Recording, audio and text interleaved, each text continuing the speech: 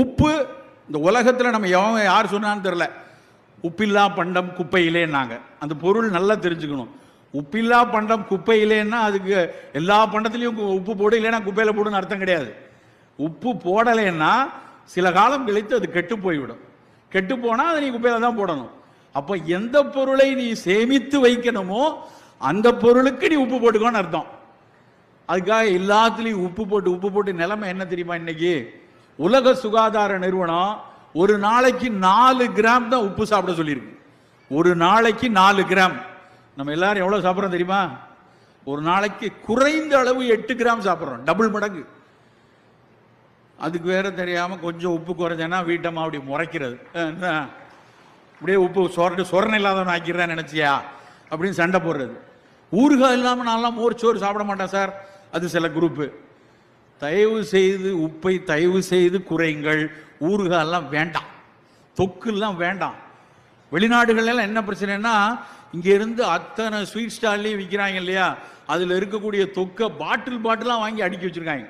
இங்கேருந்து இந்த பிள்ளை பார்க்குறதுக்காக போகிறாங்களே அப்பா அம்மாக்கள், பிள்ளைய வளர்க்குறது, குண்டி கழுவி விடுறதுக்கு, தூக்குறது, தடக்கிறதுன்னு தூக்கிட்டு போகிற அத்தனை அப்பா அம்மாவும் சட்டியாக தூக்கிட்டு போகிற விஷயம் வந்து தொக்கு ஊறுகாய். 6 மாதத்துக்கு வேணுங்க. 6 மாதம் நான் இருக்க போகிறேன், விசா அதோட முடியும். அது வரைக்கும் ஒரு 15 பாட்டில் ஏத்தாப்பில் கடையில் போய் வாங்கிட்டு போயிடுவாங்க. அதை வாங்கி கொண்டு போய் வச்சு அதை போட்டு சோத்தில் போட்டு சாப்பிட்றது. நண்பர்களே, நமக்கு உப்பு வேண்டாம், உப்பு குறைத்தாகணும். இனிப்பையும் உப்பையும் குறைக்கணும், கசப்பையும் துவர்ப்பையும் கூட்டணும். சிறு வயதிலிருந்தே எந்த பொருள் கசப்பாக இருக்கோ, எந்த பொருள் துவர்ப்பாக இருக்கோ அது மருத்துவ குணம் உடையது. உலகமே ஊரே கொண்டாடியது நிலவேம்பு கஷாயம். ஏன் நிலவேம்பு ஏன் அவ்வளவு கொண்டாடப்பட்டுச்சு? நிலவேம்பு ஏன் பல நோய்களுக்கு நமக்கு பணிபுரியுது? அதனுடைய கசப்பு அடிப்படையில் அதில் இருக்கக்கூடிய கடும் கசப்பு. அன்னைக்கு ஒரு சின்ன குட்டி பிள்ளை சொல்லிச்சு, அதுக்கு நிலவேம்பு கஷாயம் கொடுத்தா அது அழகாக சொல்லிச்சு. எனக்கு அது கவிதை மாதிரி இருந்துச்சு. சார் இதுதான் சார் கடைசி கசப்பு அப்படின்னு. கடைசி கசப்பு, அது சொன்ன வார்த்தை எனக்கு வந்து ஒரு கவித்துவமாக பட்டுச்சு. ஆமாம், கடைசி கசப்பு, அதுக்கு மேலே கசப்பே இல்லை, அவ்வளவு கசப்பு அது.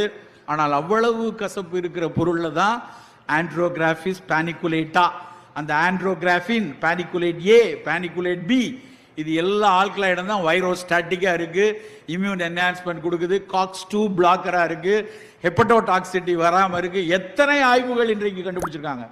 உலகமே இன்னைக்கு கொண்டாடுது நிலவேம்பை. அப்படியான ஒரு அறிவியல் குணம் அந்த கசப்புல தான். அதுக்காக தினம் நிலவேம்பு கசாயம் முடியாது. நார்மலாக இருக்கிறவங்க கசப்பு பொருள் நல்லா பாவக்காய் சாப்பிடுங்க, கோவக்காய் சாப்பிடுங்க, வெந்தய பொடி சாப்பிடுங்க. எது கசப்பாக இருக்கிற சுவை இருக்கிறதோ அதை கசப்பாகவே சாப்பிடணும். பாவக்காய் சில பேர் செய்கிறாங்க வீட்டில். எங்கள் வீட்டில் பாவக்காய் எப்படி இருக்கும் தெரியுமா? செமையாக பண்ணி அப்படியே அல்வா மாதிரி பண்ணிடுவோம்மாங்க. நிறைய வெல்லத்தை போட்டு எண்ணெயில் வதக்கி அப்படி தேனாக ஆக்கிடுவேன். அதை கொண்டு போய் தெருவில் தான் போடணும். பாவக்காய் கசப்பாக தான் இருக்கணும். அந்த கசப்பு தன்மையை மாற்றுவதற்காக நீங்கள் எண்ணெயில் வதக்குனா பாவக்காய் மட்டும் சாகாது, பாவக்காய் மட்டும் சாகாது, மற்ற நீங்கள் யோசிச்சுக்கோங்க. அதுக்கப்புறம் அதில் கொண்டு போய் வெல்லத்தை போடுறேன், அதை போடுறேன். அந்த மாஸ்கிங் எல்லாம் மருந்தில் பண்ணிக்குவோம். நாங்கள் மருந்துக்கு சில டானிக்கில் வந்து சுகர் பேஸ் இருக்கும், அதிலே வந்து சார்பிட்டால் தான் சேர்ப்பாங்க, சக்கரை மாதிரி இனிப்பு சுவையுள்ள. அது மருந்தை உள்ளே கொடுக்கறதுக்கு ட்ரக் மாஸ்கிங்னு பேர். மருந்து போயிடணும். நாங்கள் சித்த மருத்துவத்தில் தேனில் குழச்சி கொடுப்போம். தேனில் குழச்சா கொஞ்சம் அந்த கசப்பு தன்மை போய் நாக்கில் தடவிக்கிறதுக்கு வாய்ப்பாக இருக்கும். அதற்கு இனிப்பை பயன்படுத்திக்கலாம். பாவக்கால தயவு செய்து வெல்லம் போடாதீங்க, சர்க்கரை போடாதீங்க.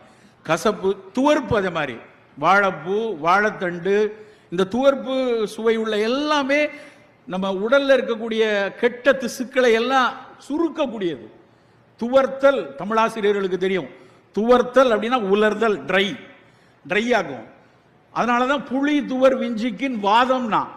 ஏற்கனவே முட்டு வலி இருக்கு, முட்டு அப்படியே சாஞ்சு போய் இருக்கு, 2 முட்டுக்கு உள்ள இடைவெளி குறைந்து இருக்கிறது, உள்ள இருக்கிற சைனோவியல் மெம்பரேன் ட்ரையா இருக்கு, டிஸ்கெல்லாம் ட்ரையா இருக்கு அப்படின்னா நாங்கள் துவர்ப்பு எடுக்காதேமோ. ஏன்னா அந்த துவர்ப்பு கூட கொஞ்சம் ட்ரை ஆக்கிரும். ஸோ சுவைகளை நம்ம சிறு வயதிலிருந்தே பழக்கணும். கசப்பும் துவர்ப்பும் கூட்டுங்க, இனிப்பையும் உப்பையும் குறைத்து கொள்ளுங்கள். புளிப்பும் காரமும், புளிப்பில் பல வகை அமிலங்களை, எல்லா எலுமிச்சை, தக்காளி பழம் எல்லாத்தையும் குறைவாக பயன்படுத்தி கொள்ளுங்க. காரம் எங்கெல்லாம் தேவையோ அங்கே மிளகு பிரதானமாக இருக்கட்டும். காரம்னா மிளகு தான், மிளகு போல அப்படின்னாலதான் மிளகாய் அப்படின்னு வச்சான் பேரே. பச்சை கலர்ல ஒரு காய் வந்துச்சு போர்ச்சுகீசியர்கள் வழியா, சிலியிலிருந்து வந்துச்சு. அது என்னடா இப்படி காரமாக இருக்கு, மிளகு போல இருக்கு, அப்படின்னால தான் மிளகாய் அப்படின்னு பேர் வச்சோம். மிளகு ப்ளஸ் ஆய், அதான் மிளகாய். அது வரைக்கும் நம்ம மிளகு மட்டும் தான் எடுத்துகிட்டு இருந்தோம். ஆனால் மிளகாய் வந்த உடனே ஒட்டு மொத்தமாக மிளகாயிலே போயிட்டோம். Thank you for watching. Please subscribe my channel.